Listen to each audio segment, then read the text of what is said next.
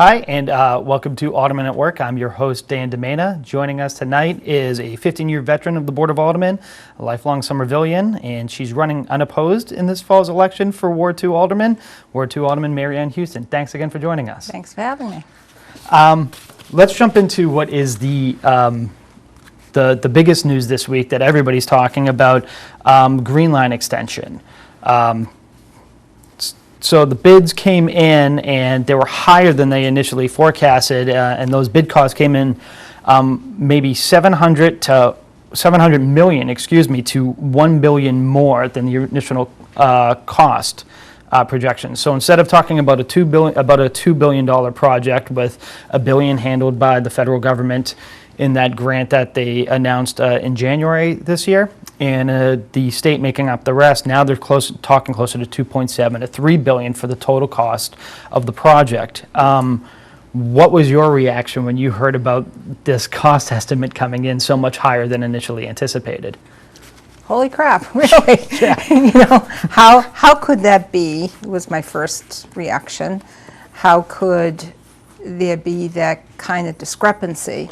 And thinking about how a bid goes out, and, you would think that there would be, consideration for, the build isn't going to be till maybe a couple of years after the bid, that, firms take that into account when they put a bid out there.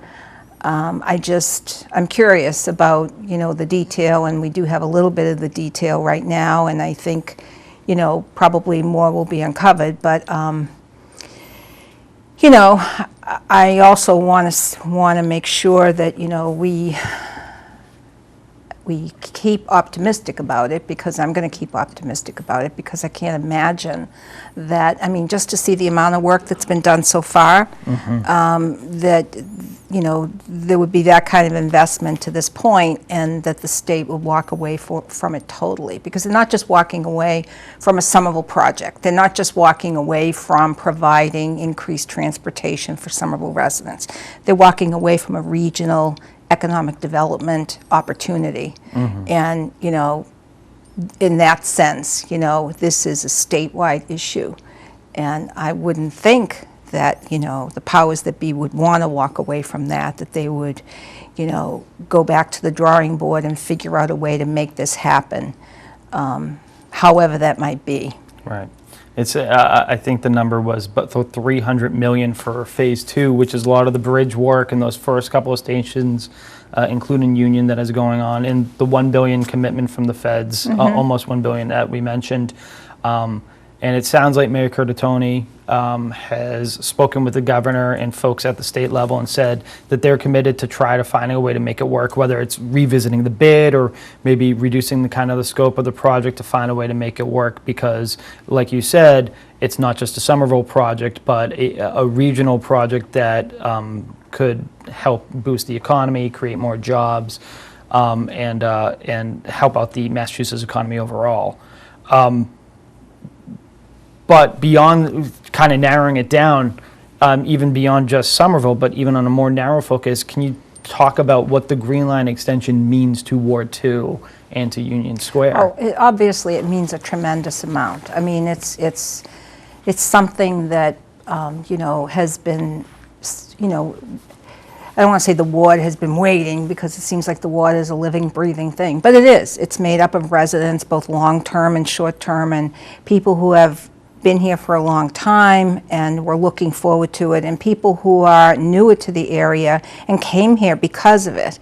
And so, I think a lot of things have sort of been, quote, put on hold in our neck of the woods, just because we all knew that something big was coming along and we were waiting for that to come along. I think to not have this happen in Union Square, and I'm not saying there's not a lot that the square already has to offer without the Green Line, but I think that, you sort of end up with a very probably slow growing, very important square in the city. We have to remember, and I forget where I was the other day, but I was looking at pictures of Union Square from a long, long time ago. This was the center of the city. Right. This was the focal point of the city. And when you think of where it's situated, it's the closest spot to downtown Boston. It's in that line that comes right from Boston through to North Point, all the way up through Brick Bottom and down to, Assembly Square. To neglect this area or to kind of, put off any kind of development in this area, there's not another opportunity that will come along to do that. So I think it is very important for the ward. And I think people in the ward were looking forward to it and beginning to embrace a lot of the ideas. And, there were a lot of things that still needed to be worked through, community benefits agreements and people concerned about, being pushed out and, affordability and all of that. But I had, a lot of faith that all of those things would work out. Because Union Square, I drive through it every single day to go to work, and I'm always thinking, I should put in a board order about that. But I know that, it's in the middle of development right now. So, you know what I mean? Like, you hold off on things that you would like to see fixed or things you would like to see look different, because you know that there's a plan coming and that there's activity coming. And, I think many, many people will be very disappointed if something doesn't happen there. There is you've heard it, we've all heard it, the concern about when you bring transportation in, rising housing costs, who can afford to live there, but at the same time, bring public transportation is, if you can keep that affordability piece for people who can live near it, it's just a huge cost benefit to them because they don't need to own a car or take taxis or any way, and they can get where they need to go pretty quickly. And it's a huge boon to households that can then save that money without having to own a car. Exactly, and I think that we as a city and the administration has been tackling that in a very thoughtful and deliberate way. And so, I know that, it wasn't just going to be a runaway development and I was going to wake up someday and you weren't going to be able to live in the area at all. Now, that's not to say that, prices haven't increased and property values haven't increased, but there's also the city trying to temper all of that with some of the things that they're working on right now. And it's certainly, working on affordability and, all of that and trying to come up with, and even if you see the first developments out of the gate, the two developments happening at 197 Washington Street, one is an affordable development and the other one has affordable units in it. So it's, it's really, I think, a little telling that the first developments out of the gate have that kind of mix in them, which is good news. It's not like these are, luxury high-rises that totally eliminate any kind of affordability. So I think we're pretty good as a city and sensitive to those things, and I don't think that we would let it just, go by the wayside. So I had no problem with us keeping our fingers on that. It's just that if, we lose this opportunity and we don't have the interest, and remember, the interest was not just for housing, the interest was for, enticing companies to come here. Right. And bring jobs here, and that's very important to anybody who lives here, no matter what economic group you're from. As you mentioned, Union Square was historically the commercial center of the city for a very long time, and part of the idea of having a neighborhood plan is to encourage that kind of commercial development, which would increase city tax revenues and allow them to reduce the burden on the residential property tax, because then you have these larger companies paying in. And I find it interesting that when you look at old photos of Union Square, one of the most telling things you see is the streetcars right in the middle of the square going right up and down Somerville Ave, right? Right. This is where they first happened, the first streetcar connection between Union Square and Somerville and into Alston. And when you read Streetcar Suburbs, that the book, we were, in the forefront of that. So that's why I'm hoping that, I think the mayor has put forth a lot of interesting ideas that I'm hoping, the governor and the powers that be listen to, and that we get to work this out in a way that we at least get, enough of the stations moving along in the Somerville area, maybe deferring all the way up to Route 16, for a year or two, what would that get us? Maybe station design needs to be changed a little bit so that we can get more bang for our buck out of that, but, we'll see. Yep. Be interesting to watch. That's something that's obviously causing some anxiety, but moving on to some good news. Just recently, further up Somerville Ave, they opened the city's first public parklet on Somerville Avenue, a mini park that's in right on the street, provides some seating area, and it was paid for by Forge Bacon Company. You were involved in this because they came up with the design, and you came in and reviewed the design. Can you tell me about your participation in making this the first parklet in the city? Well, yeah, and actually I was involved prior to that because I had been reading, and I forget where I read it, but there was, I think in the Globe, there was this, they talked about parklets. And this being, a way that you could enliven some of the streets and pull some activity, and not make city streets look so, I guess, I don't know, cookie cutter or whatever, and bring some, life to city streets. And so I put in a board order, and I meant to look back to the month I put the board order in, but I put in a board order asking OSPCD to consider spots or ways that people could put parklets in, that businesses could, partner up with the city to do that. And then I hadn't heard anything at all, but then I heard from OSPC that there was a business that was interested in doing that, happened to be in my ward. It was just sort of like everything worked out, and then the owners of Forge and Max from OSPCD contacted me, and we sat down and looked at the ideas, and, they came up with a great idea. Now, these things do come down in the winter, so they have to be, be able to be disassembled.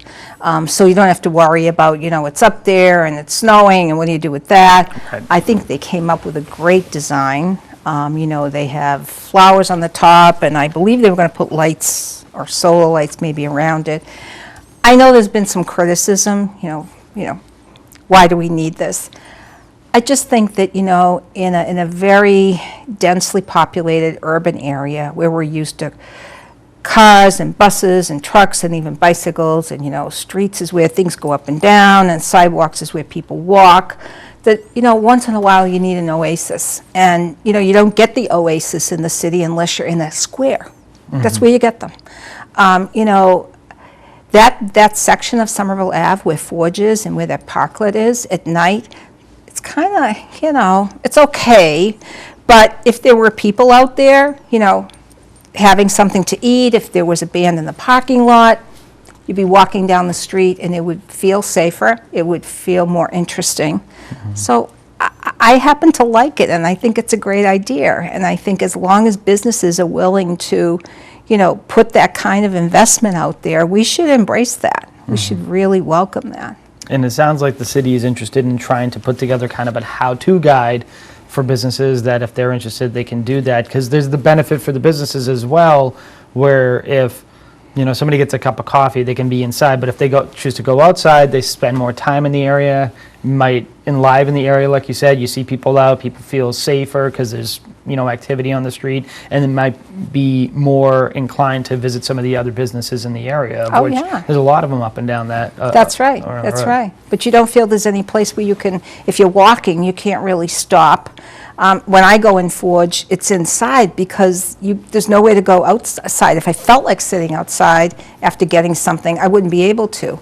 I'd have to find a bench somewhere along Somerville Ave, Right. So I think it's a great thing. I gotta say, I like the design it's nice seating, and especially the green, it adds a little bit more green and some plants to the streetscape, but sometimes you see these parklets and they just have the wackiest designs, like there's trapezoids that people are sitting on and everything. I'm like, could we make it a little bit more functional? And this one just, it's a nice seating kind of bench area. It's a great template. If there could possibly, the city could maybe offer 2 or 3 different templates and put those out there as, a guide.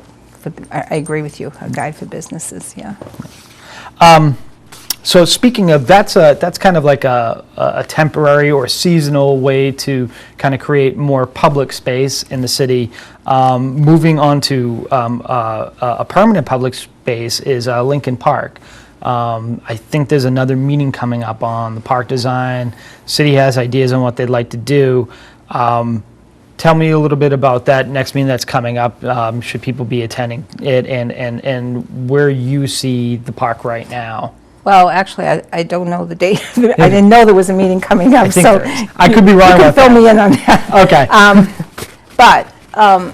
Well, it's a little bit of a long story, but what I have to say is this, is that, you know, there's been a couple of years where we've gone back and forth with the design of the park and what it should look like, and, you know, people in the neighborhood surrounding the park are very invested in what that looks like. Now, the park has a lot of uses, and there was a study done a couple of years ago that said it was probably one of the highest uses for a park of that kind in the city. And it also suffers from a very bad field. The field was filled in after the school was finished, and it just never took correctly. And I don't know what happened at the time, but it just wasn't done correctly. And it's not in good shape. It's used mainly for soccer right now. It's just an open green grass field. And when we went through the second round of designs over the last 6 months or so, all of the recommendations were that it be, and there are a lot of design elements that are very nice that were sort of put into the options that people were shown.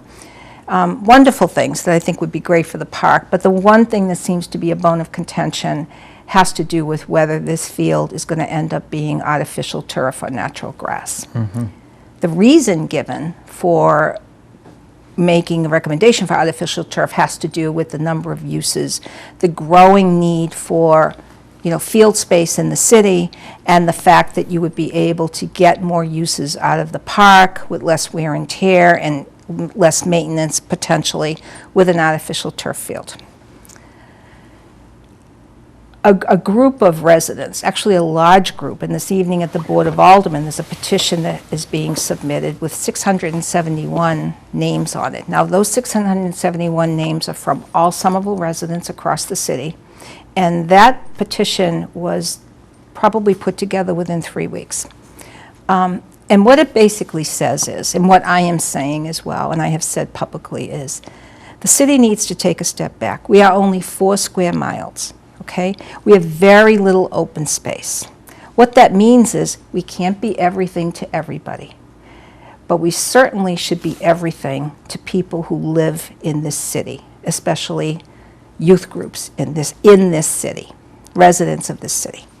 If we had the open, vast spaces of Burlington or Waltham or whatever, you know, with huge fields, we could be magnanimous and be everything to everybody, but we can't. That's the bottom line. So we have to make decisions, and we have to make smart decisions and strategic decisions about how we use our fields and how we use our open spaces. And so what people are asking for is that we take a step back and figure out, are we recommending an artificial turf field because we have all of these needs and we need to put them somewhere? And when you really look at the detail, and there's been a lot of analysis by both myself and a lot of residents, you see that, you know, some of our uses are for groups that aren't even Somerville residents, or, you know, youth groups in the city. They're Whack-A Kickball, they're, you know, Newberry College, they're, you know, and like I said, a city of our size with such little open space has to step back and make a decision.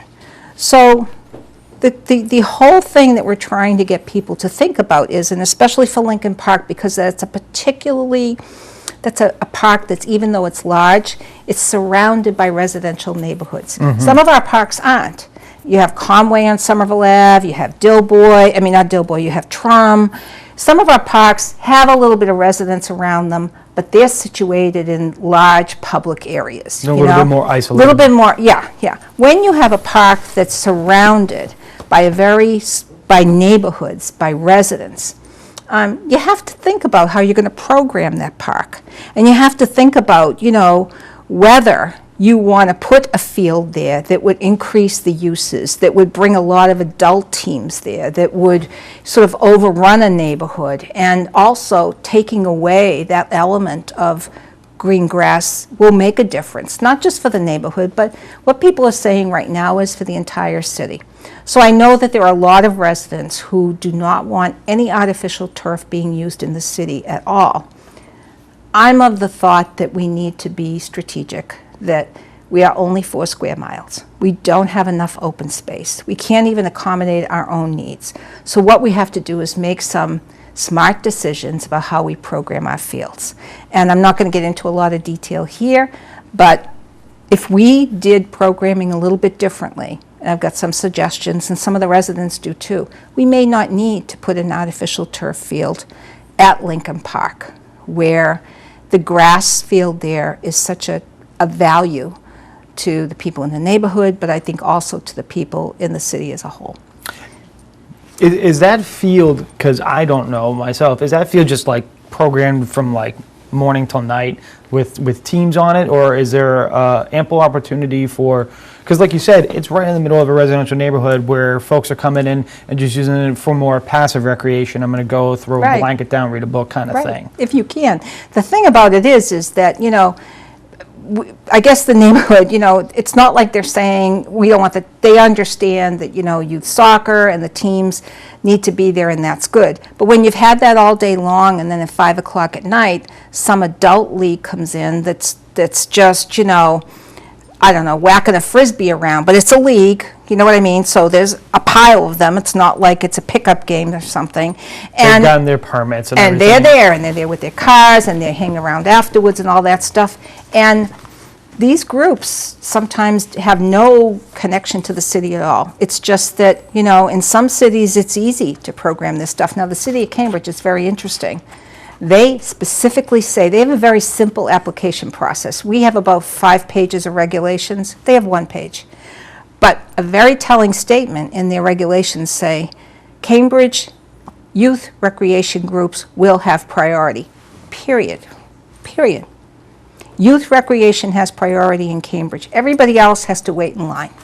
And, you know, we may need to say those kinds of things. And I think that, you know, I think the problem is that, you know, when you start putting in a surface that allows for programming on into 9, 10, 11 o'clock at night, that's when a neighborhood gets kind of nervous. And that's when they start to look around and say, wouldn't this be better done like at a place like Conway, for instance, where it's on Somerville Ave. People are used to activity on Somerville Ave till late at night. There are restaurants that are open till 1:30. There are bars that are open till 1 o'clock. If there were that kind of activity there, that wouldn't be a bad thing. But when it's in the middle of a neighborhood, it's something a little different. So there's a lot of detail and nuances and discussion. What I'm hoping is that we can pull this discussion into a committee meeting, the Open Space Committee of the Board of Aldermen, that Alderman Ballantyne chairs, and that we'll be able to get into more detail. But I think what has started off as the design of a park has turned into how are we managing our open space in the city, and do we need to be more strategic, more thoughtful, and maybe a little bit more restrictive and stingy, just because we have to be. As new open spaces come on board, as we negotiate a FOSS or negotiate a Draw 7 or whatever, and come on board, then we can begin to think about being a little bit more generous with our open space. But what I say is, for now, let's be really careful about what we do with it, and let's make sure that we accommodate Somerville residents, particularly Somerville youth groups, as a priority. So the idea that if you put in, say, an artificial turf where you have these additional uses, what you're doing is you might be inviting prolonged and more use by these groups or leagues or whatever that aren't necessarily youth sports, which is part of the reason why it started started to begin with is because these kids are playing on these fields, and let's give them a field that can Exactly. withstand the amount of use with the increased youth activity and more kids living in the city and more kids leagues. That's right. Is really what we're trying to accommodate. Yes, and if you look at programming right now, you'll see that for certain parks, and there was actually an analysis done by one of the residents, you'll see that in certain parks, do accommodate adult leagues, and adult leagues that are even not just the traditional like softball and whatever, but like I say, whack a kickball and something ultimate frisbee and all of this, and that's okay, but I think, like I said, because we don't have a wealth of open space, we're forced into being stingy, and we're going to have to be, or else we're going to be saying, let's make every open space artificial turf, and we can say yes to everybody. We can't do that. Kind of a transition off this. Okay. It's been a while since it was completed, but the Union Square planning process, a big part of that was folks talking about where we're going to build new public and open space as part of the redevelopment. There were a lot of sketches of people saying, I wanted to see a park here, and let's preserve some of the things that are already there, like some of the community gardens, which are obviously not playing fields or anything, but does fall into that open public space kind of realm. When you're looking kind of at Union Square and knowing that there's the potential for change in the coming years, are there places where you would like to see or think that could accommodate perhaps new playing fields or new areas which could create that additional space that seems to be needed? Oh yeah, I'm a big proponent of rooftop athletic fields and gardens. Rooftop, yes. We are in such a small little box in this neck of the woods meaning the United States. If you look at what countries are doing around the world, if you look at what they're doing in like Singapore, the kinds of buildings that they build that actually have internal living gardens, sort of circle. There's one building where they actually circle the whole building. We need to start pushing the kind of development where we say that we need particular things, and we ask people to think out of the box with those things. And actually, we already have those companies right in Union Square that are sort of the startup companies that do those kinds of things, that specialize in rooftop gardens. So we actually have the companies here and the expertise that would be able to work with developers on having this happen. But again, I go back to the 4 square miles. If you can't make the box bigger, you got to go up. And if you go up, you shouldn't go up just for the sake of building residential or commercial. You have to put a public element into going up. And that's what I think we have to push for. The box is not going to get bigger unless we annex parts of Cambridge and Charlestown, and that ain't going to happen. So what we need to do is we need to advocate for part of the airspace that gets developed, and we need to advocate for what we need as a city in that airspace. And I think that that's one of the things that I really focus on a lot when I participate in these meetings and when I talk to US2, is that's one of the elements that I think we cannot step back on. We have to really be very aggressive about that, because we're not going to end up with what we need just by relying on ground space. Right. Almost out of time, but one thing I do want to touch upon is, as I mentioned right at the beginning, running unopposed again for Ward 2 Alderman. So congratulations on your next term. Are you surprised at the lack of activity? It looks like there's a number of challenges in Ward 6. Alderman Gerwartz is stepping down, but that's about it. Are you surprised at the kind of lack of activity at the local level? Well, you can look at it one of two ways. You can look at it as a lack of activity. You can also look at it as maybe there's some aldermen that are actually doing their job and people are happy with the job that they're doing. Or, they're newer aldermen and they're giving them a chance to kind of prove themselves. So I think the last time around we had a bunch of new people come on, if you recall, because we've got a lot of aldermen that have just came on within the last 3-4 years. And so I think, we did have a period there when we almost got a whole new crew of aldermen. For myself, I feel like, I've never had an opponent, so it's very interesting. But, I try and stay with the pulse of the ward. People talk about my ward and say you have the most, transient ward that there is. But there's a big core of people there that have been around for the last 10 years that, are my constituents, and I know who they are. And then there's the long-term residents that have been there a long time, so. And then you have to represent everybody, of course. You do, you Yeah. do. But sounds like it's a good way of looking at it, vote of confidence in the work you guys are doing. Yeah, I think so. Great. Well, thank you very much again for joining us tonight. Okay. It's always fun. And thank you for joining us. Yeah, thanks.